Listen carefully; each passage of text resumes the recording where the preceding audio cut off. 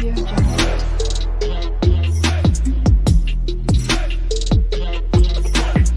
Audio Jungle.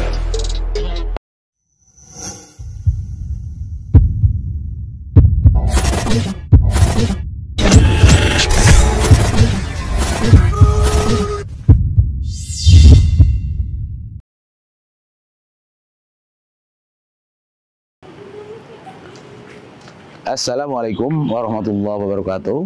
Jumpa kembali di channel YouTube Perkumpulan Inisiatif bersama saya Nandang Suherman. Jangan lupa subscribe, komen, like, and share agar program ini tetap berjalan dan semoga obrolan kita bermanfaat untuk semua.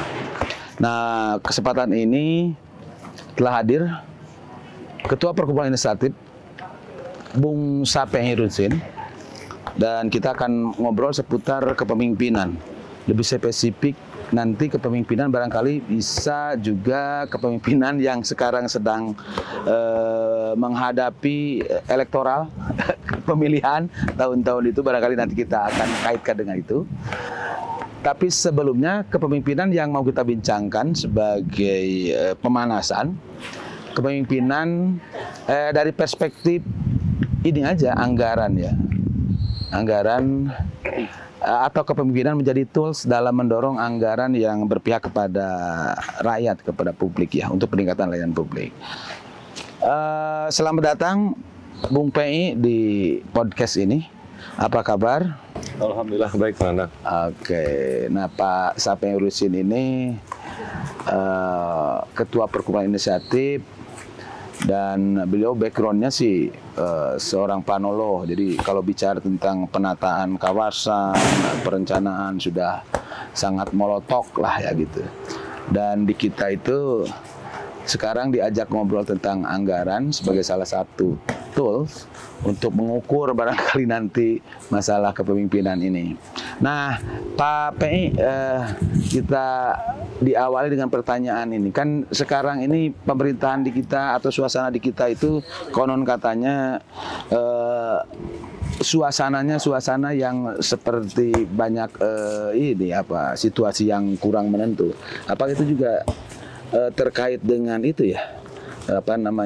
Terkait dengan gaya-gaya kepemimpinan yang sekarang diterapkan atau seperti apa menurut Pak PI?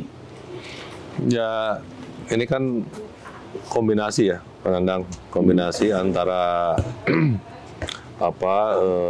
cerminan personal seorang pemimpin juga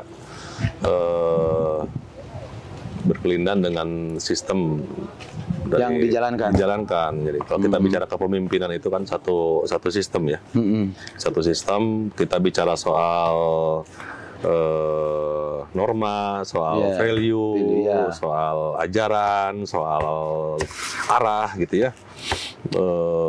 Sampai kemudian pada pilihan rute atau pilihan jalan dari yang akan ditempuh untuk apa? Untuk mencapai tujuan bersamanya itu. Tujuan dalam bernegara. Dalam bernegara. Dan pemimpin di situ bisa diletakkan kalau diumpamakan seperti nakhoda ya?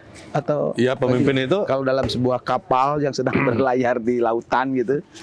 Pemimpin itu ya bisa dikatakan seperti itu ya, sebagai nakhoda dan juga memandu, mengorkestrasi gitu ya, untuk memastikan bahwa kita ini sebagai komponen bangsa ini bertindak secara kolektif gitu ya, dan bergotong royong tujuan yang sama ya, untuk mencapai tujuan tadi itu. Apa tujuannya ya, kalau dalam konteks berbangsa bernegara, kita jelas kita punya konstitusi ya, kita punya udah eksplisit lah itu di 45. Di 45 Undang-Undang Dasar 45 itu apa tujuan kita, mulai dari melindungi segenap bangsa, memajukan kesejahteraan umum, mencerdaskan kehidupan bangsa, dan mewujudkan kehidupan masyarakat yang adil dan makmur, dan itu jelas tuh tujuannya. Sangat ideal sekali ya. Iya. Sangat ideal sih, dan jelas arahnya bawa ke situ. Dan pemimpin sangat berperan. Sangat berperan karena kita membangun sistem sendiri ya, membangun sistem yang terbangun di kita sendiri dalam sistem politik, dalam sistem pengambilan keputusan segala macam, di mana peranan pemimpin itu cukup sentral. Cukup gitu sentral. ya. Oke. Nah itu yang tadi nanti terkait dengan bagaimana politik anggaran publik di kita, yaitu salah satu representasi atau salah satu cerminan dari bagaimana sumber daya publik ini dikelola dan kemudian dialokasikan gitu kan. Kalau kita ibaratkan tadi bahwa kita sedang dalam sebuah kapal yang cukup besar mengarungi samudra dan kita punya tujuan yang tadi itu dalam konteks bernegara, dan anggaran di situ adalah salah satu instrumen ya untuk memastikan itu agar tujuan ini kan perlu upaya-upaya, perlu sumber daya ya, salah satunya adalah anggaran. Nah berarti pemimpin ini juga harus cukup paham dengan sumber daya yang tersedia ini diarahkan, dialokasikan kemana agar bertujuan bernegara itu bisa segera diwujudkan atau dicapai. Ya, seperti itu. Makanya tadi saya memulai dari arah dulu gitu. Arah, seperti tadi karena berlayar itu kan harus jelas arah itu kan. Beda antara berlayar dengan terombang-ambing. Gitu kan. Yang namanya berlayar itu jelas tujuannya, arahnya, pilihan rutenya, melalui rute yang arusnya deras, yang arusnya kurang deras, kita memikirkan tiupan angin dan seterusnya gitu kan. Nah itu kan satu sistem pengetahuan yang harus dimiliki dalam sistem kepemimpinan tadi itu. Gitu. Jadi seorang pemimpin harus mengetahui terhadap itu kan, ya? karena itu kan akan menjadi menavigasi dari pelayaran itu sendiri. Nah ketika arah, pilihan jalur, pilihan rute jelas segala macam, baru kita akan jelas juga sumber daya apa saja dan sumber daya seperti apa dan seberapa banyak yang dibutuhkan. Dibutuhkan dan kemudian ketika sudah itu yang akan menjadi dasar gitu kan, sistem kepemimpinan ini yang direpresentasi atau yang dinakodai oleh seorang pemimpin itu mengatur strategi, memobilisasi dan mengkonsolidasi sumber daya itu kan, gitu kan. Jadi begitu sentralnya peran seorang pemimpin menjadi nakhoda untuk memastikan bahwa tujuan bernegara ini itu harus bisa dicapai dan rutenya itu menjadi harus cukup jelas ya, cukup jelas. Nah dalam konteks kita bernegara hari ini, dalam konteks pemimpinan, apakah peran-peran pemimpin yang sekarang yang existing itu sudah melakukan hal itu nggak menurut ukuran-ukuran? Ya dalam kadar tertentu ya, kadar tertentu sebenarnya mulai kepala daerah, kepala negara, ya presiden, gubernur, bupati, sampai ke level yang paling kepala desa gitu ya seterusnya. Saya sih punya masih punya keyakinan lah. Dengan kadar tertentu mereka memikirkan dan punya basis pengetahuan ya, pengetahuan bagaimana kemudian terkait dengan arah, terkait dengan tujuan, meskipun ya kadarnya tadi kadarnya bisa berbeda-beda ya, gitu ya.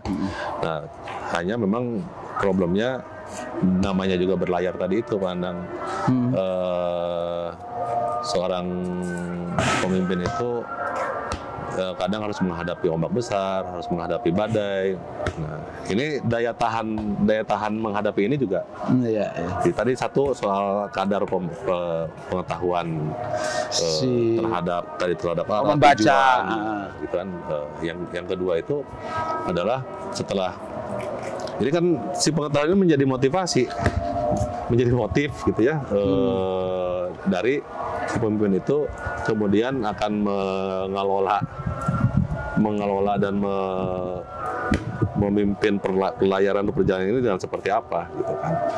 Ini penting gitu ya, karena semakin rendah kadarnya, ya akan semakin, tadi saya bilang bukan berlayar, ya akan tidak karu-karuan. Ya, terombang-ambing aja gitu. Kan seperti berlayar di lautan, tapi ya nggak kemana-mana juga. Apakah dengan yang tadi ya, kepemimpinan yang ideal dengan berbagai itu yang harus dia ada di situ, dengan sistem yang sekarang sedang terjadi, ada nggak kelembagaan atau apalah namanya gitu yang bisa memproduksi seorang pemimpin yang sangat ideal itu?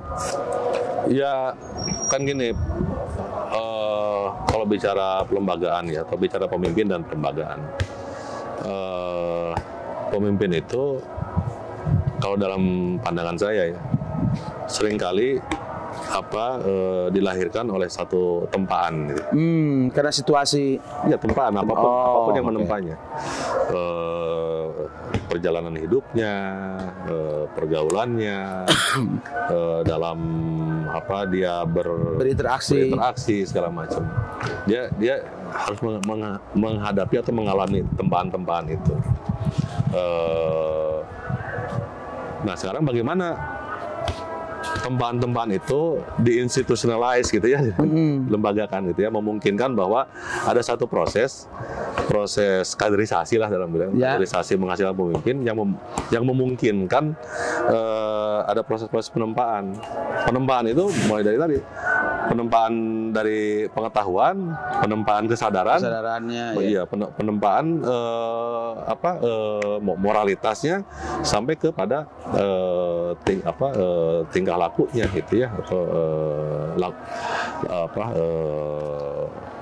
akhlaknya lah. Itu kan semua di tempat tuh, ada pengujian. Nah, menurut saya itu sangat memungkinkan di sistem sosial yang terbangun hari itu bisa melahirkan itu. Nah di kita kan ada istilah gini yang disebut dengan pemimpin kultural, nah dari pemimpin formal gitu. Berarti rute cara untuk mendapatkan atau rute untuk melahirkan seorang pemimpin kultural dan pemimpin formal pun bisa menjadi atau bisa memadukan itu dia. Ya sebenarnya kan sosial yang ada di kita. Sebenarnya kan pertukaran itu cuma ini aja ya. Sesuatu yang formal itu kan berada dalam satu konteks kultur, dalam satu ekosistem. Dia jelas tidak terlepas dari situ gitu kan. Jadi pemimpin yang formal itu sebenarnya berada di dalam satu sistem, satu ekosistem, satu ekosistem kehidupan yang di situ banyak yang disebut tadi pemimpin kultural itu gitu ya. Sekarang seorang kepala desa gitu di desanya, ya dia tidak terlepas dari orang-orang yang punya daya pengaruh kuat gitu ya, baik mempengaruhi pikiran, mempengaruhi orang bertindak, mempengaruhi bagaimana sumber daya digerakkan gitu kan. Itu kan bukan hanya kepala desa. Ya, kan bisa dia seorang ustadz, bisa dia seorang guru, bisa dia seorang ibu rumah tangga yang punya wawasan luas, punya kasih sayang yang besar terhadap lingkungannya, terhadap masyarakat sekitar itu bisa. Nah, si kepala desa berada dalam ekosistem itu. Jadi sebenarnya itu dalam satu kesatuan kehidupan itu ya, Pak Nanda. Nah, problemnya adalah si pemimpin formal ini dia punya satu kuasa yang lebih lah gitu ya, secara formal itu tadi itu. Dia punya wewenang real. Secara formal itu mengatur sumber daya publik itu diurus dan juga dialokasikan. Di kita kan lebih disederhanakan bahwa pemimpin formal itu pemimpin yang menduduki di jabatan-jabatan formal. Ya di situ ya. Yang di situ tentu saja jabatan melekat dengan wewenang yang dia ada dan mengelola yang tadi wewenang dan juga ada pengelolaan sumber daya publiknya. Sementara pemimpin yang disebut kultural, dia lebih banyak barangkali gitu ya. Kalau bukan barangkali, faktualnya di kita ya. Yang disebut pemimpin kultural dia kesepakatan publik saja karena tadi faktor-faktor harismatiknya, pengetahuannya tertentu, tetapi dia tidak diformalkan dan tidak mengikat. Dia mengikat di komunitasnya barangkali. Tapi dia punya daya pengaruh, dia punya daya ikat, gitu kan. Tapi dia ginilah. Dia mereka seringkali juga bergerak pada wilayah-wilayah yang disebut dengan norma dan etik. Dan dia lebih banyak di wilayah-wilayah itu. Kita bergeser karena kita dalam bernegara dan tujuan bernegara lah untuk kesejahteraan. Adalah salah satu instrumen kesejahteraan itu adalah diantaranya sumber daya dan sumber daya itu adalah anggaran. Idealnya seorang pemimpin dalam menggunakan sumber daya khusus anggaran dalam kepemimpinan formal berarti ya kalau dalam itu seperti apa sih sebetulnya menurut Bung Pei itu? Ya dalam konteks politik dan kebijakan anggaran publik ya, kan anggaran itu bisa dibilang ujung tuh. Ujung ya. Ujung gitu kan, bagaimana sumber daya direncanakan dan dialokasikan. Tapi yang sebelum itu yang tidak kalah pentingnya sebelum itu ditarik adalah justru kan gagasan-gagasannya. Gagasan-gagasan sendiri yang kemudian diterjemahkanlah ke dalam kemudian strategi, program gitu dan kegiatan-kegiatan apa tuh yang akan dilakukan untuk mencapai tujuan itu. Itu bagian penting yang menurut saya sangat krusial nih seorang pemimpin justru punya peranan tadi di situ. Bukan hanya karena anggaran itu sebenarnya merefleksikan ini. Untuk membiayai yang ini. Membiayai ini. Bukan ini ke utara, yang ini ke selatan. Nah, menurut Bung Pei, praktik hari ini apakah apa yang seperti yang belakangan juga atau memang sudah ideal gitu ya dengan yang ya secara normatif dari prosedur perencanaan pembangunan dan penganggaran itu secara normatif sudah begitu ya. Gitu ya. Tapi kan pada prakteknya gitu kan tidak jarang atau bahkan umumnya gitu kan program kegiatan dan seterusnya itu gitu kan disusun gitu untuk apa sebenarnya untuk sudah ada ancaman atau sudah ada ancar-ancar di anggaran yang diincarnya nih gitu kan. Oh ini diarahkan kemana yang kemudian tidak cukup objektif lagi. Misalkan gini lah Pak Nandang punya punya tanah sekian hektar di Jatinangor segala macam. Itu mau rasional tidak rasional segala macam, Pak Nandang sebagai pemimpin bisa mengarahkan program dan kegiatan untuk ke sana gitu kan. Meskipun tidak ada urgensi, tidak ada kemendesakan. Iya, tidak ada kemendesakan, tidak ada importansi, tidak ada kepenting suatu yang penting di sana. Tapi karena saya sebagai pemimpin punya wewenang itu, jadi itu kegiatan itu bisa disusun seperti itu tuh, gitu, mengikuti tadi. Bagaimana itu peran publik di situ kalau terjadi yang seperti ini? Disitulah kemudian sebenarnya kepemimpinan itu bekerja, sistem kepemimpinan itu. Jadi sistem kepemimpinan itu dalam public domain ya, dalam ruang publik itu bukan hanya tadi berada di individu pemimpin formalnya, tapi justru yang lebih penting di kontrol publik. Kontrol publik. Ini harus menjadi sistem ya, ekosistem.